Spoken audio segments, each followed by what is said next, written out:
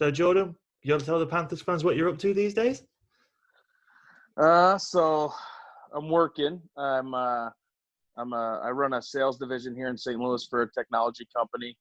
And then I'm home with a 4-year-old and a 2-year-old and trying to stay sane during these crazy times right now and trying to find things for them to do. Unfortunately, we're probably going to have rain for the next 2 days. So you might actually hear them in the basement right now. They're playing mini hockey right now. So we're just trying to keep them busy. And did being a captain of 20-odd hockey players prepare you for fatherhood? I think so. You know, when I was over at Nottingham, we had some babies on the team like Stevie and Lacko. So, you know, taking care of those guys prepared me definitely for being a dad. And speaking of Nottingham, you came back to Nottingham this season. How did you enjoy that? How did you find that experience? I loved it. It's always a good time to come back, and especially to kind of celebrate, Lacko and that achievement, and then to meet the new guys. Right? It's kind of funny when we were there. They were kind of in a struggle, and it was nice to see. I don't know if we did anything, but we had a good time with them partying, and maybe that helped because it seemed as soon as we left, their season really turned around, and you know their captain had a really good year, and he really stepped up. So it was nice to see. I mean, all the former players, we all keep tracks of the Panthers and, hope them the best for sure. And I heard a rumor that you gave a bit of a speech at Lacko's testimonial dinner to the team. I might have said a few words to the boys. I might have had a few cocktails when I said it. I was just trying to encourage them, right, to have some fun, right? It's a game. You know, you're not in the NHL. You got to enjoy your time in Nottingham. Right, enjoy your time with the boys and just have fun.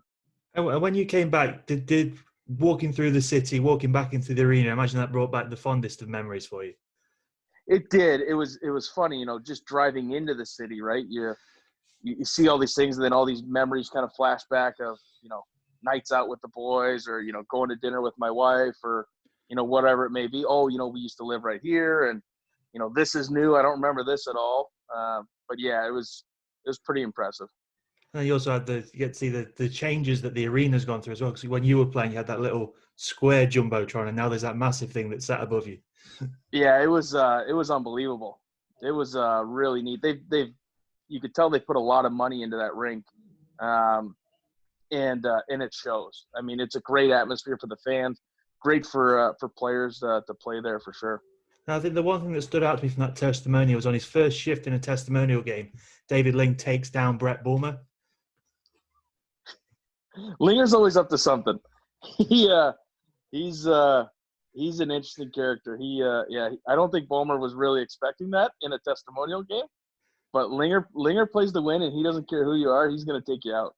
I remember I had him on this when he came over, and he said it doesn't matter what game it is. If he's got his skates on, he's trying to win no matter what. He really is. And that's why he was so successful in his career, right? You have to have that mindset. It's funny. I still skate in the mornings with some former pro guys here in St. Louis, and it's competitive.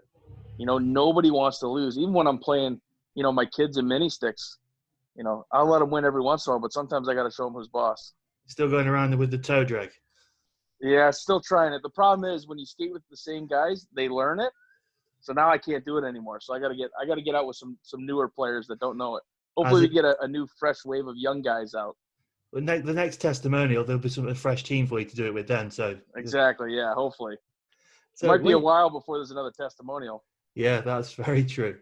And so you came to Nottingham initially from Finland. What led to you coming to Nottingham the first time? So basically Corey. So I've known Corey since I was about 10 years old. I used to be a camper at this camp in Toronto, a teen ranch. Corey used to run the summer program and the training.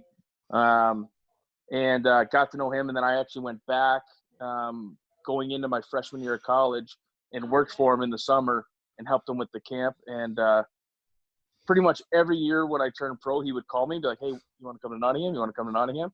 And I just wasn't quite ready. And then I actually tried to come to Nottingham the year before when I was in Finland, but Finland wouldn't give me my release. So as soon as that season was over, I was like, yeah, Corey, I'm in. When you when you get to Nottingham that first time, what were your first impressions of the arena? Because obviously you've spoken to Corey and he'll have told you certain things about it, but there's nothing like when you get there yourself and you experience things for yourself. Yeah, I was really surprised at the facility. I mean, that it was that big, right? That it held, that it had 2 sheets of ice, because you really never know what you're going to kind of run into when you're over in Europe. But it was really impressive. And like the first day we got there, we moved in, right? Like Matthew Myers came right to my door. First guy I met there. Hey, if there's anything you guys need, I'm right here. Danny Myers, same thing, right?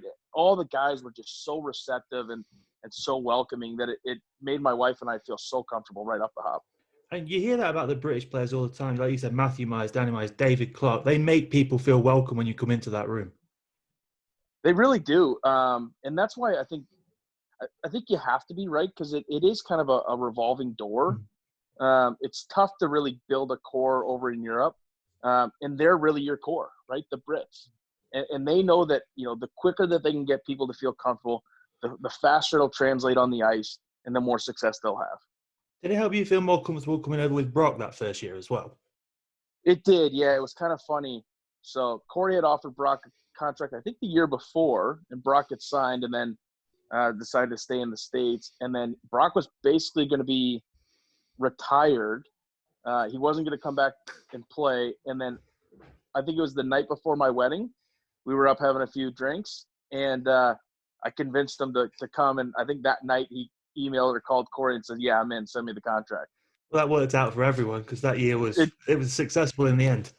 It was for sure. Yeah, it was definitely nice. We had played together growing up, and we played together in college, and then played a little bit together in his first year pro. And then it was nice for me to be there with him, and and to win a championship with him. His last year pro. And then looking back at that season, looking at the league table, it was a successful season for the Panthers. They only lost 12 games, but you still managed to come third because Belfast somehow only lost 5 in the league. They were so good. I mean, they really were. They were so deep. They had great Brits. Their goalie, Murph, was unbelievable that year. They were just really solid. And we had some really good games against them. It just seemed like that entire year, right? In the back then, we had a really good first half, and the history of Nottingham was after Christmas they just fall apart, right? I mean, that was the rumor. But we just stayed with them, right? I mean, but we just couldn't catch enough ground, where we'd beat them and then we would, lose to Coventry or, something like that, where we just couldn't make up the ground to catch them. And they were just, as a whole, they were just that much better than us that year. And then I guess the one little series where they weren't better was the Challenge Cup final, where you kind of swept them aside completely. Yeah, I think we just kind of refocused, right? We knew we couldn't win the league title, but we knew that we had a really good shot in the challenge, and we could close out the year really strong. So we just kind of really focused on that. Corey did a great job, leading up to that to prepare us, and we had nothing to lose, right? For them, right, it was, win all 3, right? Once you kind of have the league title locked in, it's like, all right, now we got to win all 3. There was a ton of pressure on them. For us, we were relaxed. We were just out there playing our game. And then I've lost my train of thought now. That happens a lot. And then you guys kind of you all galvanized around the fact that Jeff Harim had those 2 unfortunate injuries that saw him have to retire, didn't you? That was kind of what you were playing for after that, for Jeff sort of thing. Yeah, it was. And Huck was such a big part of our team. I mean, he was my line mate. He was an older guy with a ton of experience, very well liked in the locker room, and to see a guy kind of go out that way is really tough. Really, really tough. So we really want to do our best to win for him, right, and to represent him. And then you go from winning that Challenge Cup and you build on that momentum going into the playoffs as well. Yeah, I think – I was trying to think, did we play Braehead the first round? I think so. In that quarterfinal, was that the quarterfinal where Benedict scored that overtime winner? Yeah, right. We went in there, and I don't think our first game we played that well. And then we just came back the second game we weren't going to lose, right? And I think that game I might have the day of the game, I might have thrown my back out in like pregame skate, and I had to be like helped off the ice. Someone had to drive me to the chiropractor and get fixed up. But I know Poundy was our trainer at the time. He might have worked on my back for like 2 hours before the game, but we weren't going to lose. Like there wasn't one guy in the locker room that thought we were going to lose that game.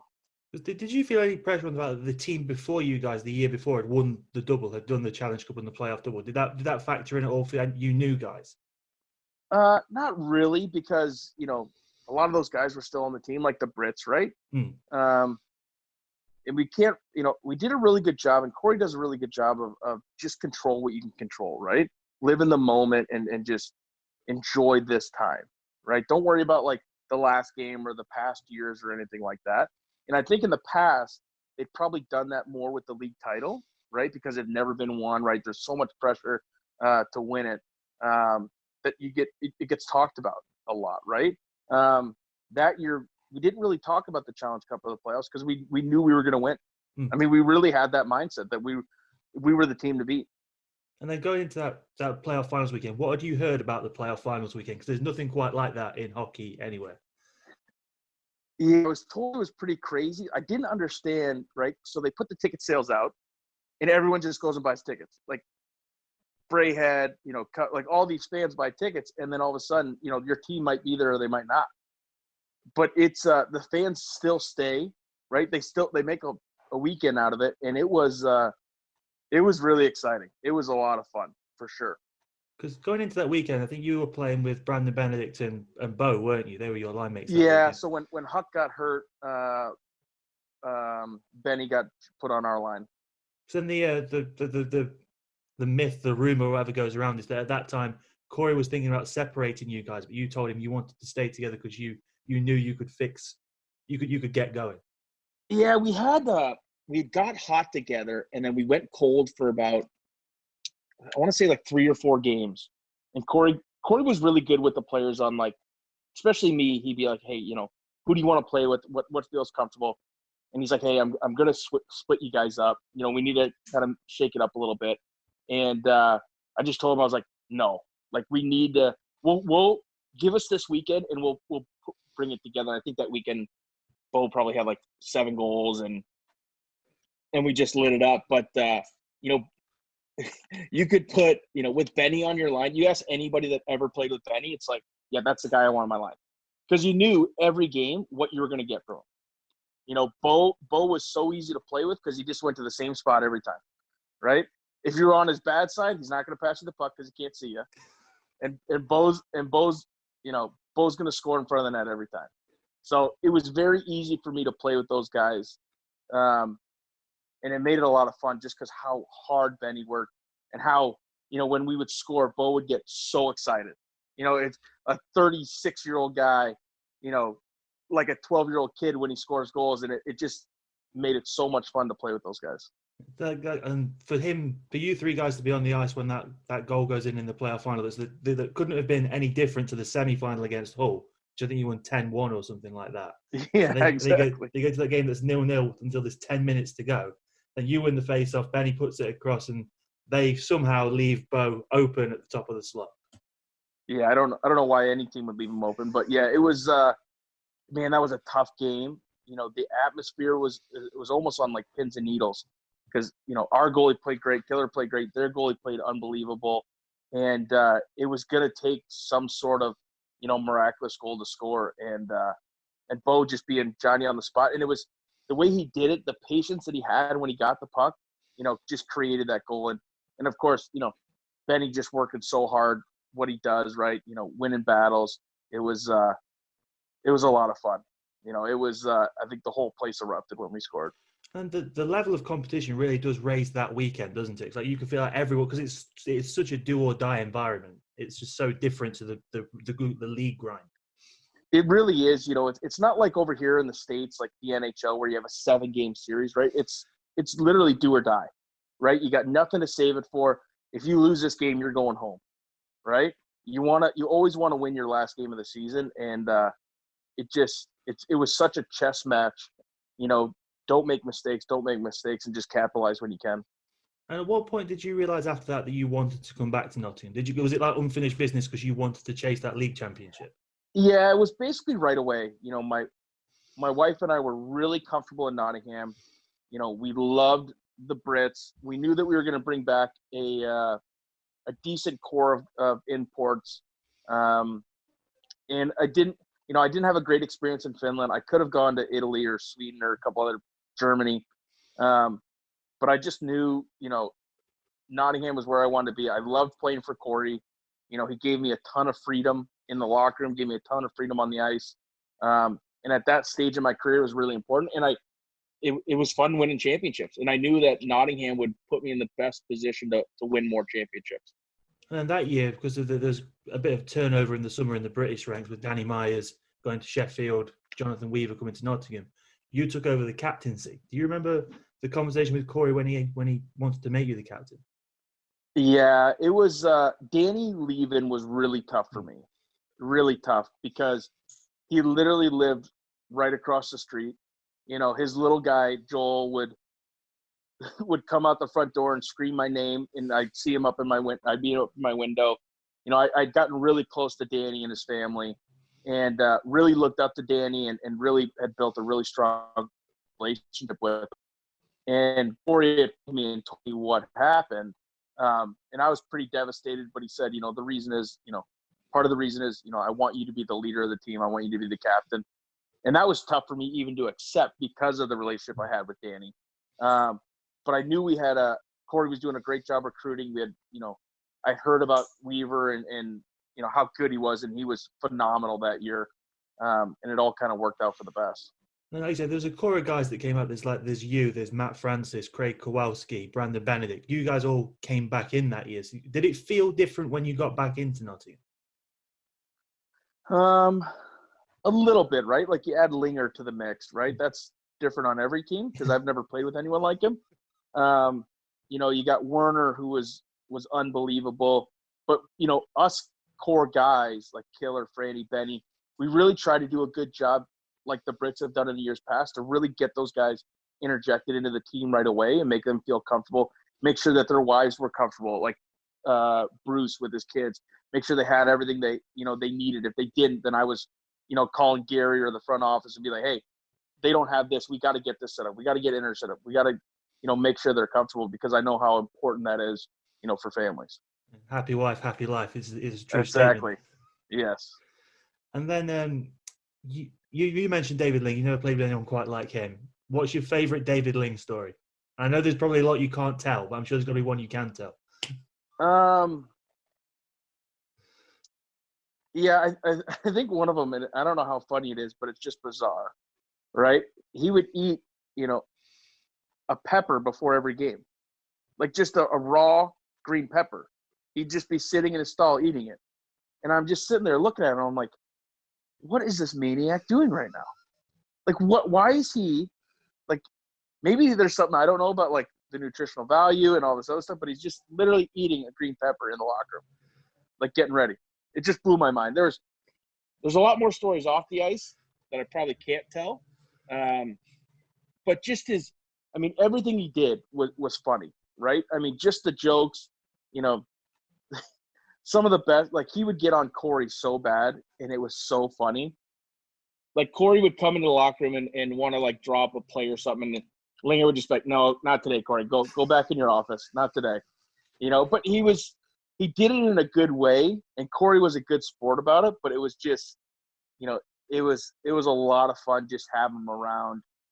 He always kept it loose and, he helped me a lot, especially from taking some pressure off me of being the captain, right? And being a good voice for the guys and just being a great guy for the team. Because you got hurt early that year, didn't you? You missed a couple of games at the start. Yeah, I separated my shoulder in Belfast, and I think I missed three or four games. I missed like 2 weekends because of that. But the team just kept rolling. And when you came back in, I remember that there was a bit of a balance issue with like the lineup. Because like they were trying to get you back in at centre, but then you and Bruce were playing together. And I had like memory of like you two, like because you're a natural centre and he is, that you both drift into the same spot at the same time, things like that. Yeah, it was. I mean, we were so deep that year, right? And we had a lot of centers. So to find the right spot and the right mix took a little bit of time. Um, you got Franny, you got Mizey, Bruce, myself. We had a couple other guys that could play center. And then it kind of worked out. Corey put me back on D when, he got hurt and a couple other people got hurt, and just worked out. Had you ever played defense before you'd been asked to go to drop back? I'd played a couple times on penalty kills in pro where they would put me on the point or on the back end, but not really like in a live game. Every summer in summer hockey, I play D just because I can control the puck a little bit better. But never playing center and being a defensive center at times helped that. But no, never at that stage. Because I think you went back there after Corey got hurt in Cardiff, didn't you? Yeah, because I think we were waiting for. I want to say we were waiting for Leppy to maybe come back. Yeah. And then it went pretty good. And then I think it kept going good. And Corey's just like, hey, do you want to stay back here a little bit longer? We might not bring in another import on the back end. I was like, I was having fun, over in that big rink. I wasn't getting hit that much, which was nice. And you just have like an extra second with the puck to make plays. And, Strax kind of let me do what I need to do on the offense. But it was a ton of fun. I don't think Killer and Stevie liked it that much because they had to protect me every time I would go a little kamikaze out there, but it was fun. And you mentioned Leppy. What did it mean to have him come back into the room that year? It was just huge, right? I mean, we were really missing that presence, and we were on Corey and Leppy, both of them, about coming back. We were like, Leppy, like, you got to come back. Like, you have to come back. And just because we knew that was the piece that we were missing, that physicality, that toughness, that, like, we had Jason Beckett, who was really tough, but he was at a point in his career where he just didn't want to do that, right? We had Tuma for a little bit, who he couldn't really do it. We just didn't really have anybody that had that presence, to protect guys like me and Franny and Benny, when we were out there running around like idiots. And you also, I think Leppy's return coincided with when Anthony Stewart came in as well. What was he like in the room? Stewie was great. He was a great guy. He took care of the guys. He would, coming from the NHL, he obviously was making a lot more money than we were years prior. So he would always buy around for the guys. I think he really enjoyed Nottingham. And for a little bit there, he was a nice piece to our team. And you mentioned earlier about the thing on Nottingham is December onwards, it seems to go downhill. And there's a result in December that kind of seemed to spark the fears of that. There's that 2-1 loss to Edinburgh at home. And then you came out and you had that interview with Gary where you took full responsibility for what happened and things like that. What do you remember about that game and what happened going forwards after that? Yeah, so I think we were just getting a little bit too cocky. We were on such a run and we were playing so well. And I think Corey had just come back and he had probably been a little bit lenient on us, a couple of days off here, because we were rolling so hot. And in that game, I think they had maybe Edinburgh had 12 guys, and maybe 3 of them could actually play hockey. And I think we put up 63 shots. They had 12. We weren't mentally prepared to go into that game, and that's part of my responsibility. And I think it was honestly the best thing that happened to us that year was losing that game, because it really, sparked us to really be like, all right, hey, we can't take this for granted. We got to be prepared every game. And it kind of retired Corey because I think he was -2 that game, and we're like, yeah, you're done, big fella. I remember doing this with Strax. He told me with glee, Corey Neilson's last professional game was a 2-1 loss at home to Edinburgh. Exactly. It was just tough. I mean, the league was getting a little faster, and I think Corey commanded, because he was so good for so long that, he commanded so much ice time. But we had other pieces in place that could maybe not do what he did, but just brought a different dynamic to the team that was going to benefit us, to win that championship. And we really needed him. We needed him full time on the bench, because it was getting more and more. We needed those, live in game, adjustments and stuff. And a lot of people say about Corey is that he's a hockey nerd. He loved the X's and O's of everything, but he's also a real players coach as well. He is. He really does give guys freedom. You got to earn that from him. But if he trusts you, he'll let you play your game within reason, which every player wants to play for, right? I mean, you want to do that. He's hard. He's hard when he needs to be hard, and then he's very fair when he needs to be fair.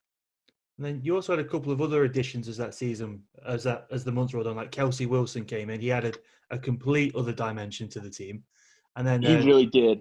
And then Bo coming back as well must have been huge. It was. We wanted to get stronger down the stretch. Kelsey coming in was huge, right? We didn't have a true. We had Stewie, but Stewie wasn't playing like a true power forward, right? Kelsey comes in, and that's what he was, right? I mean, he was mean. He was tough. He could score. I mean, he was a great addition. It was huge. And then getting Bo back, just him in the locker room, right? What he can do, what he can provide was really big. And I think Kelsey set his stall out with that game in Sheffield, where I know he ended up on the bad side of the result at Christmas, but he made a name for himself that day. He really did. I'd never seen anything like that before live in a game. And I was sitting like right in front of it, right on the bench.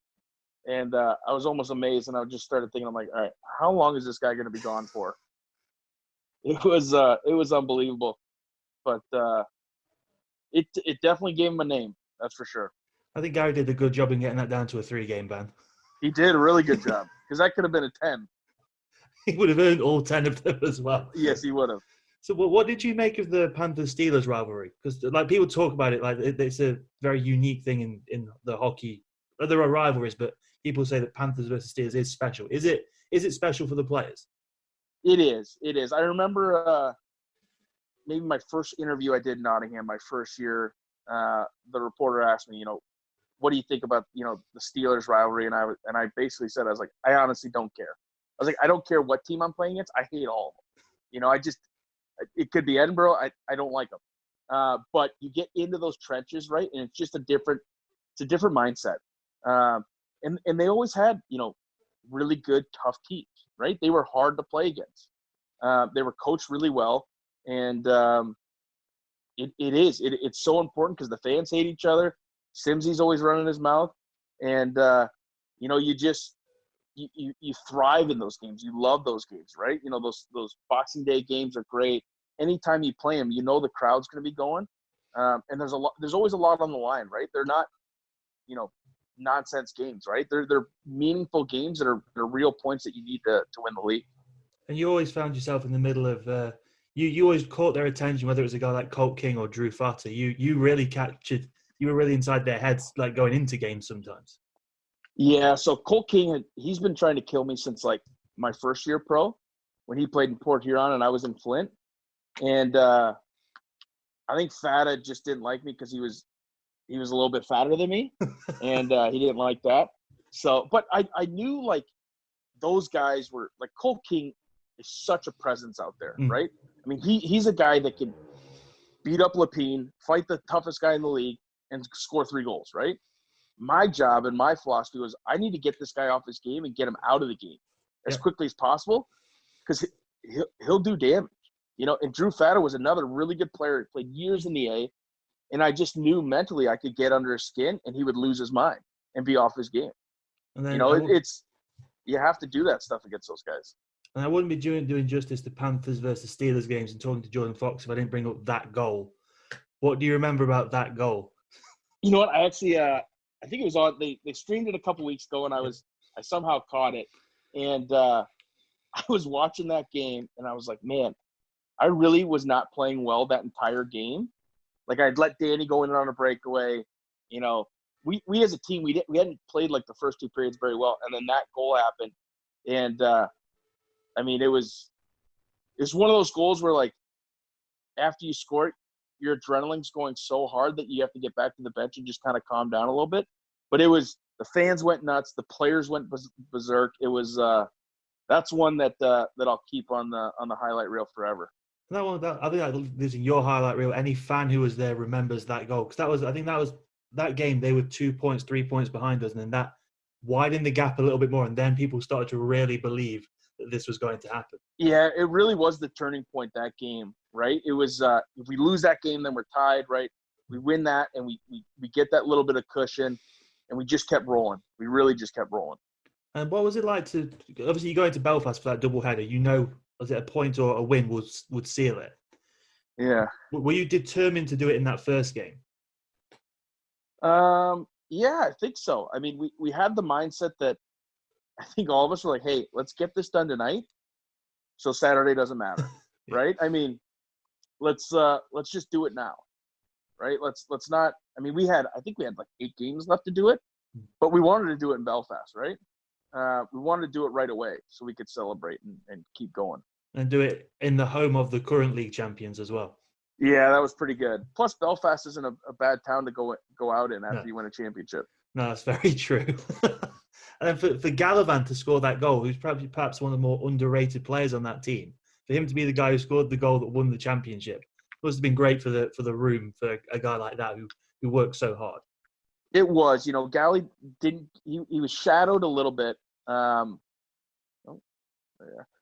was shadowed a little bit just because we had so many good guys, right? But he was so consistent every game and just played really, really well. For him to get that, I mean, everybody was happy. It really didn't matter who got it, right? We were just happy to get the win. But to see Gally get it, you know, was awesome. And what's the emotion that goes through you when Franny gets that empty netter and you know you've done it? It was nuts. It really was nuts because, you know, I love Panthers fans, but they can doubt you a lot, right? Like until you actually do it. And just getting that goal, right? Just, I'm sure Corey, right? Just the relief for him, right? All these years of coaching and not getting it was huge. And then just to do it with that group of guys, right? I mean, we were so close as a team that it was so much fun. Do you think that's what made that team so special? With how close they were? I do. I think every championship team, if you talk to the winners, right? You know, one of the first things they'll say is, you know, we were so close as a team, right? Like we really didn't have any individuals that were just out. We had gotten rid of those guys, right? The guys who were just there for themselves. And we really wanted to win for other guys. Like, you know, for myself, like I really wanted to get Clarkey a championship. Like that was really important to me. A guy like that who had given so much to the team, so much to hockey, that I wanted him to celebrate and get a championship. Like that's and I'm sure if you asked a lot of guys, they had another guy on the team. They're like, hey, I want to get Linger a championship. He's never won a championship. Or I want to get this guy a championship, right? I mean, that's what it was all about. They won't say, you know, I really wanted to win. It was always for someone else. Yeah, because I think that was David's first, for however long his career was, that was his first proper championship, that league title. Yeah, it was awesome for him, for sure, and us to see him with that. And then when you finally get to lift that trophy, what does that feel? Is that a sense of like, you know, this is real, we've done this? Is that what that feels like? It was, you know, and especially the fans were unbelievable. Like, I don't know how many Nottingham Panthers fans were there, but it was packed. You know, that whole section was just Panthers fans. And to have that much support, right? It almost felt like a home game at times because our fans were louder than theirs. You know, we're able to take the cup down to that section, and it was awesome. It was so much fun. I wanted to give it to Clarkey right away so he could have his time. It was awesome. And are there any safe stories to tell of the party afterwards that stand out? Yeah, we had a good night that night. I know the next day we were all really hurting. I think I might have played 3 shifts the next game. I think I got scored on a power play, and I told Corey, I was like, I don't think I can go back out there. And then the owner came in the next night with his family and took us all out, and we had a really good night that night. We ended up at somebody's apartment. My wife actually flew in town. Gallivan's fiance flew in town, and at about 5 o'clock in the morning, we were still up, and we booked tickets to Dublin for the next day for St. Paddy's Day. So I texted Corey at about 5 in the morning. I was like, hey, I'll see you on Tuesday. He's like, what? I go, yeah, I'm going to Dublin for St. Paddy's Day. He's like, all right, just make sure you're back. So we went to Dublin, just took the train or whatever, however we got there. And I was so drunk at 5 in the morning, I thought I booked our return tickets for me and Gally. We get to the airport. I didn't confirm them. So I had to spend like 800 pounds for like emergency flights to get us back. And I think we flew Ryanair or something. And him and I were just sitting on the plane. Our wives had an earlier flight, and we both looked at each other like we were going to die. We were hurting so bad. We were on like 3 days of just heavy drinking, celebrating. But, I mean, those are memories that I'll have forever. It was so much fun. And how was the first training session back after that? It was rough. It was really rough. But it was, I mean, it's always sweeter when you're a champion. And you obviously, after you've won that championship, there's still 2 more trophies up for grabs then. So is it a case of we want to really leave a legacy here and win everything? Yeah, but it was almost a blur. I mean, it really was. We went from like the league title, partying, sobering up, playing more games, winning another championship, partying, sobering up, and going into the playoffs. I mean, it was like 2 months of just partying and hockey, and somehow we pulled it all off. And then to win that Challenge Cup, I mean, you pretty much sealed it in Sheffield with that 4-2 win there. To win it against Sheffield at home in very randomly a one-off red shirt, which was very strange. But to win that championship against Sheffield must have made it a little bit sweeter. It did. It really did. You know, it's funny. I follow Simsy on Twitter, and he's always chirping at everybody. And I just love the fact that my 2 years in England, Sheffield didn't win any trophies. You know, they went 0 for 6, and I went 5 for 6. So that's always a good feeling. But yeah, always beating them, taking away from them is always a good thing. And then also, you come back to playoff finals weekend. I can't remember who the semi-final was against. Was it Cardiff? Or I genuinely can't remember. I remember the final against Belfast. Yeah, you know what? I don't remember either. Well, you get through the semi-final. Get through the semi. We do. We win that game. And you go into a big game against Belfast. You take a 2-0 lead, and then they start to claw their way back a little bit and a little bit more, and then they tie it up. Do you remember what the feeling that was on the bench at that time? Was it just, we're not going to lose this? Yeah, it was. It was, we're not going to lose this. I think we were like, Killer's not going to let any more goals in. We just had that kind of feeling. And, Belfast was a really good team. And obviously, Doug's a great coach, right? He's got them prepared. But we were too good. I mean, we were just too good to lose that game. And then they take that penalty in overtime. Was that a case of, this is the moment, we have to do this now? Yeah, it was.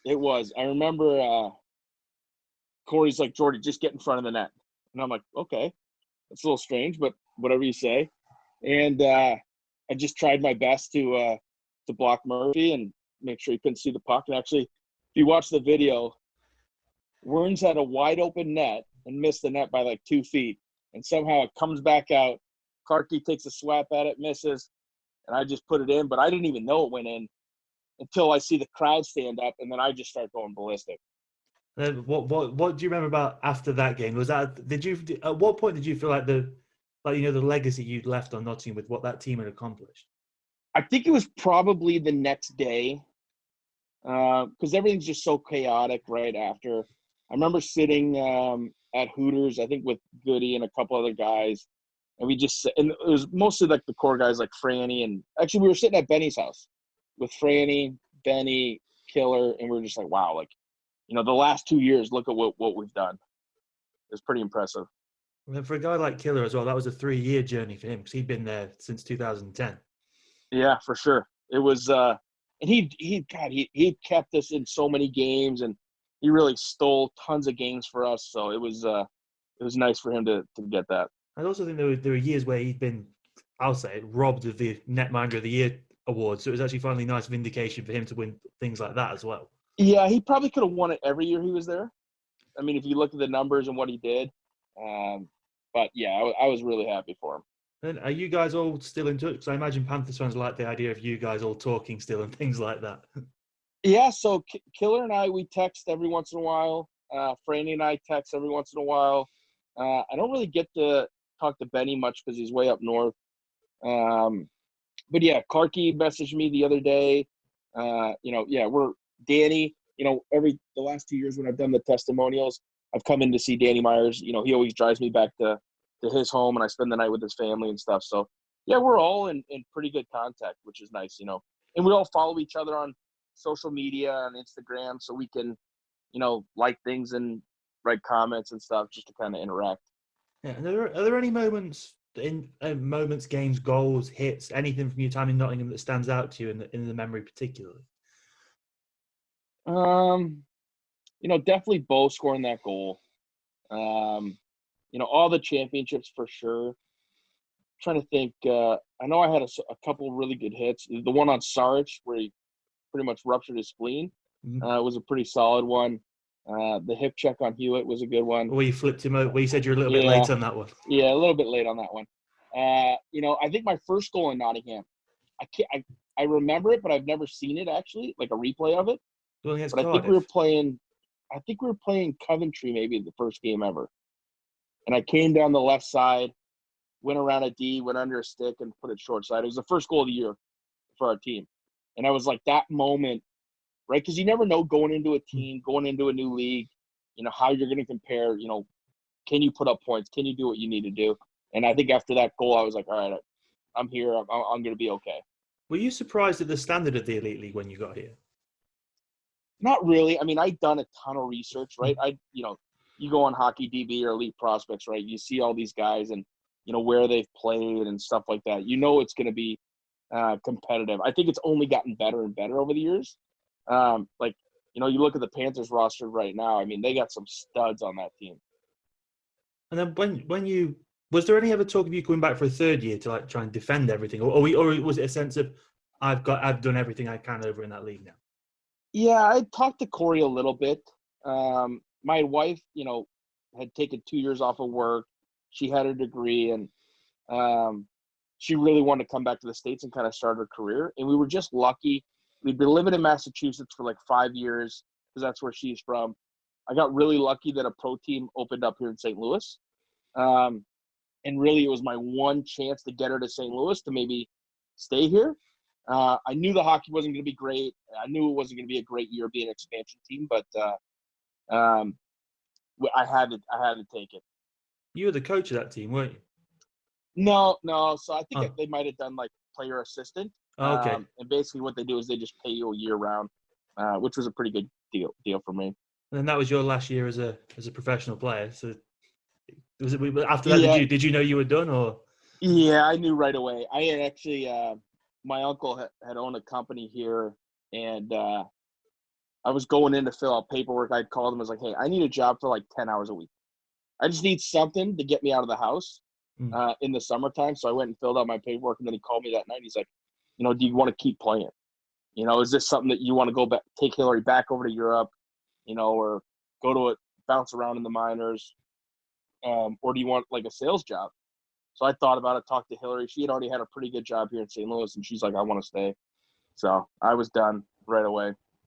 And then you still get to come back for these testimonials and things. It must be special when you come back and you still hear the fans cheer for you when you're announced on social media. They all get a bit of a buzz about it and things like that. Yeah, it is. It definitely brings you back. It makes you feel, good about yourself back then. My wife and I talk about it all the time. It definitely was the best 2 years of our lives. It was so much fun. The group of guys, the fans, it really is one of the, I tell people all the time, it's like, hey, if you want to go like with Cam Jansen, right? I was like, man, if you got an opportunity to go to Nottingham, you have to go. Like, it's so much fun. Because you were quite instrumental in him coming here, weren't you? You and Brock. Yeah, it was one of those things where I'd seen Liaison that said he wasn't coming over right after he'd already signed. So I called Corey right away and was like, hey, I haven't talked to Cam, and I don't know what your budget looks like, but he might be interested. I know he's looking. So I called Cam right away and was just like, hey, I don't know what they can pay you, but this was my experience, and you'll actually have an opportunity to play. So he had talked to Corey, I think, a couple times and was sold on it, and I know he had a great time over there. I skate with him and see him all the time. So, well, he's a double winner over here as well. He won the Challenge Cup and the playoffs. So I think it's one of the things like with Cam as well, like you mentioned, that when people come over here, like you said, the fans do get on players' backs and they want you to prove things to them. But when you prove things to them, they really embrace you as one of their own. They do, and it takes a little bit of time, right? And I think it was like with this year's captain, it was taking a little bit of time, but then I think he, he had a really good year, and I think he's a great leader. If they can keep him, to build off him, I think that'd be great for the team.